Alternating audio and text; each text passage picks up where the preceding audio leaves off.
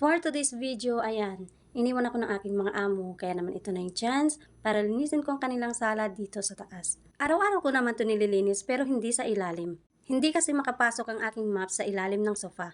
Kaya naman ang paglilinis ko talaga sa ilalim ng sofa, isang beses lang sa isang buwan. Kaya tinanggal ko na nga muna yung mga pilo at itong napakabigat na carpet. Napakabigat nga nito at dito bumababa ang aking mattress.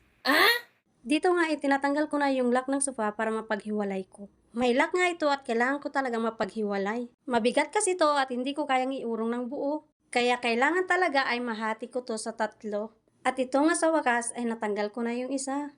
Ito pa nga lang yung natatanggal ko ay nakakaramdam na talaga ako ng pagod. Sabayan pa ng napakainit na panahon. Dito naman tayo ngayon sa pangalawa.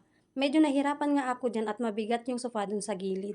Eto nga yung dahilan kung bakit hindi ko nililinis araw-araw sa ilalim. Pagtanggal pa nga lang ng sofa ay pahirapan na. Magalit man yung amo ko hindi ay hindi ko talaga nililinisan araw-araw. Kaya pag iniiwan talaga ako, dun ko nililinis yung mga bagay na hindi ko nalilinis araw-araw. Wala kasing istorbo at hindi naghahabol sa oras. Tingnan nyo naman at napakalakas ko. Napakabigat niyan pero kinaya ko, di ba? Naiurong ko na nga lahat yung sofa at tingnan nyo naman yung alikabok sa sahig. Ikaw ba naman kasi 1 month bago mo linisan yan, di ba?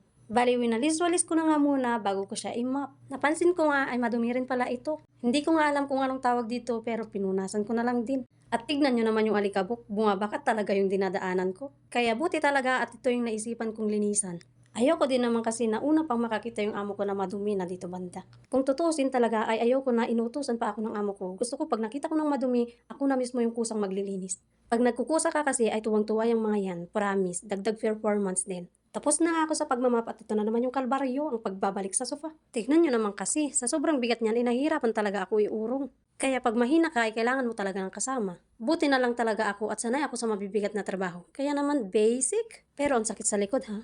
Kaya huwag niyong maliitin yung mga nasa abroad kasi hindi niyo alam yung hirap na dinaranas namin araw-araw. Baka pag kayo yung nasa sitwasyon namin ay iiyak-iyak lang kayo. At dito na naman nga ako nahihirapan sa paglak ng sofa. Kailangan kasi talagang ilak to para hindi sila magkahiwa-hiwalay.